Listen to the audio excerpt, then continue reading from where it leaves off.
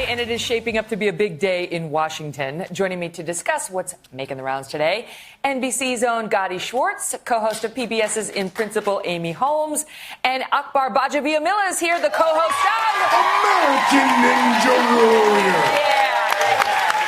Great to see you.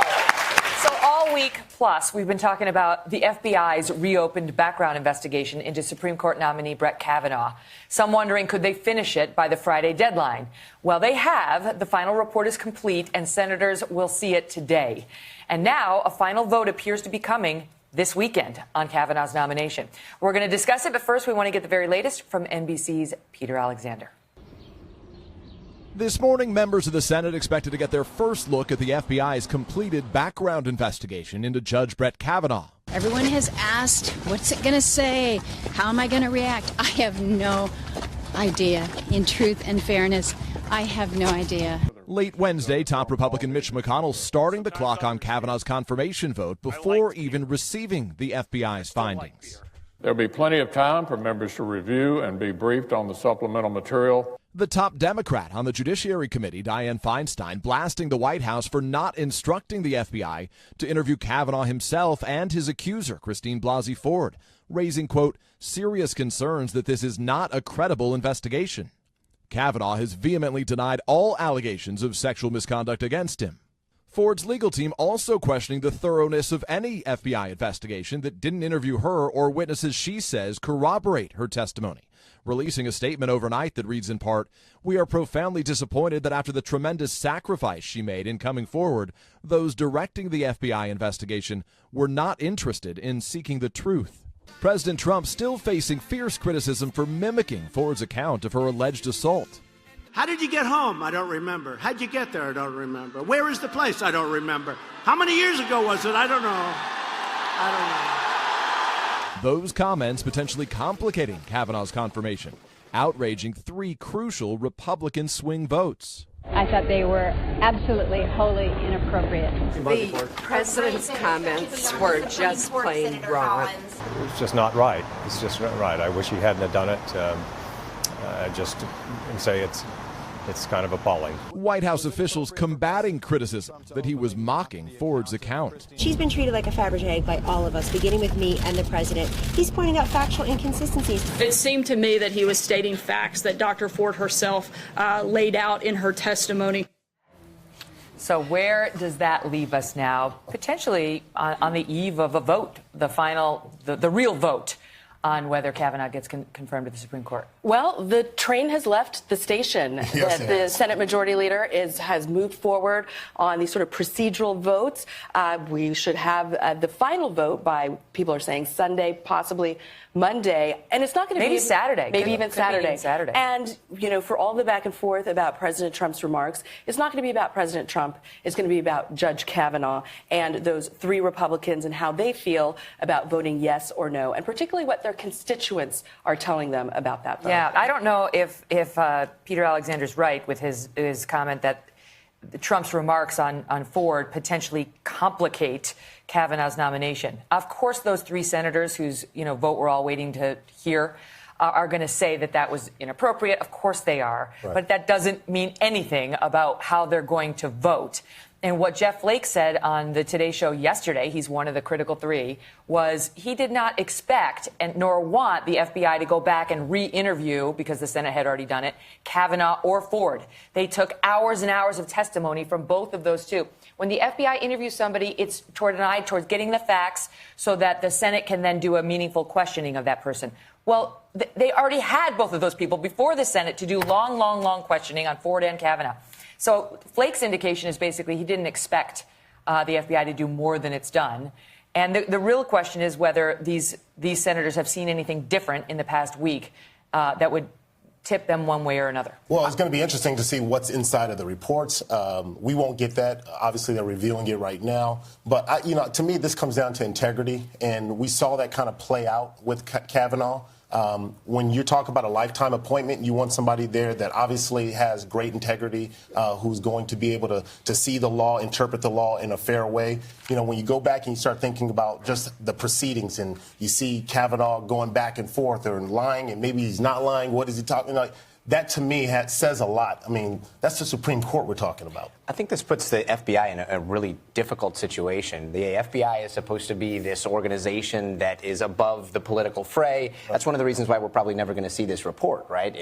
They don't work like a normal investigative agency. And so right now, they are right at the center of this. And one side is saying they're being political. The other side is saying they're being political when it comes to Russia. And so it's really undermining. It's actually been funny to listen to these, these Democrats who in the Mueller investigation are like, the FBI, and now it's like, well, the FBI, then they're going to get bashed by either party with, hypocritical statements. And let's also be fair and clear that these FBI reports are never made public. Yeah. And that's to protect the nominee, and it's also to protect the people who speak to the FBI, because these are just, unredacted.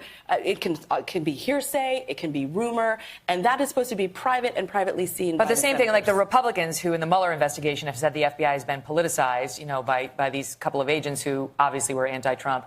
Now they're like, the FBI looked into it. They didn't find any more corroborating evidence. Supposedly, we haven't seen the report. That's Washington for you. I know, it's annoying. But they're not above But can we just talk for a minute about the media? Because what we're seeing right now is that the latest polls show that the Democrats may have overplayed their hand in this whole thing. That the polls show. This is Axios, just a big article. A surprising and widespread surge in GOP voter enthusiasm, stemming largely for support for Kavanaugh. Josh Holmes, former aide to McConnell, says the Kavanaugh debate has dropped a political grenade in the middle of an electorate that had been largely locked in Democrats' favor for the past 6 months. An NPR poll just out now finds the wide Democratic enthusiasm advantage that had defined this campaign, the 2018 midterms to this point, has disappeared.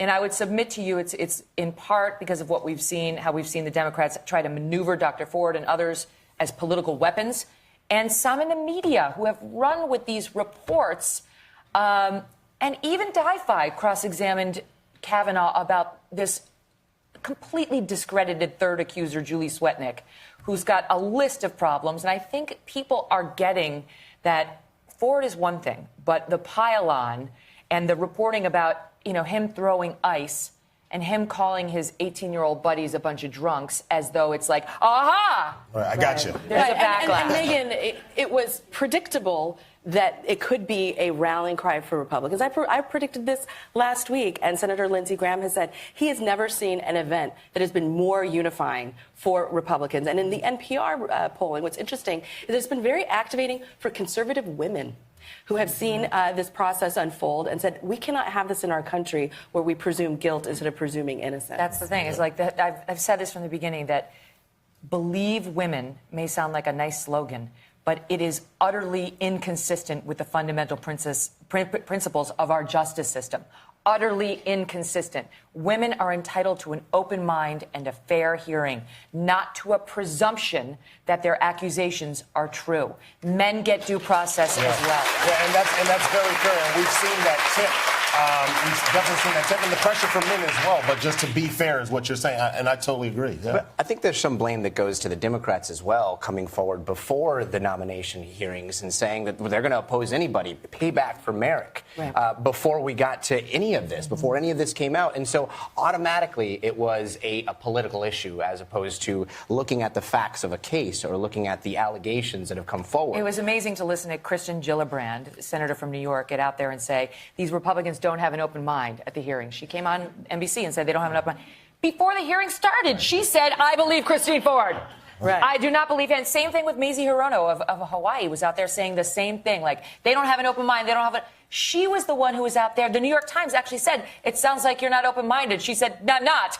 I mean, it's like, so could you spare me? Right? But Megyn, there is a larger danger, and it's the Me Too movement morphing into Believe Women.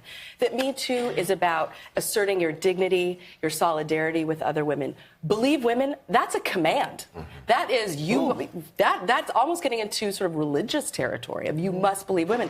Well, look, there are people who fake cancer. There are people who fake a lot of things in life, and we need to look at the facts before we make those decisions. Absolutely right. And I reject the attempt to shame anyone as sexist or misogynistic if they choose instead to use their common sense and make up their own minds based on the facts. based on the evidence. Well, and we're because of social media, because of just the quick response and the way even media is handling this and the way they cover it, it's just the minute you make an accusation, immediately, just like you said, you're presumed guilty, and it's almost like you have no fighting chance, especially if you're on the receiving end of it. You don't have a fighting chance. Now you got to do all this stuff just to prove it, and by then they don't cover it with the same intensity. No. And that's part of the issue. That's the thing. It's like, as Julie Swetnick's claims have collapsed against Brett Kavanaugh, where's the media talking about that, about the litany of problems this woman's had when it comes to truthfulness and so on?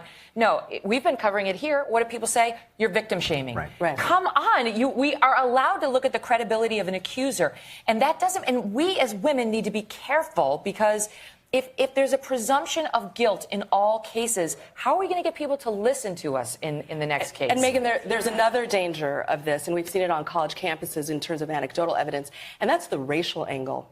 And on college campuses, disproportionately, young men of color are accused of these crimes and then are put in a situation where they can't defend themselves. So we need to be very careful about how we walk down this road. Absolutely. What happened on college campuses is sort of a harbinger of what's been going on in the country, where we swung the pendulum so far back against men, took away their due process rights. They don't have the right to cross-examine. They don't have the right to an attorney. They don't have the right to evidence. They don't have the right to see emails, for example, that a woman accusing them has sent, maybe saying it was consensual. They don't have that right. Or they didn't under President Obama when he was trying to do a good thing but overcorrected. Something I said on the air, and his former education secretary, Arnie Duncan, called me a liar. Guess what, Arnie? Why don't you come on this show and say that? We'll have a debate.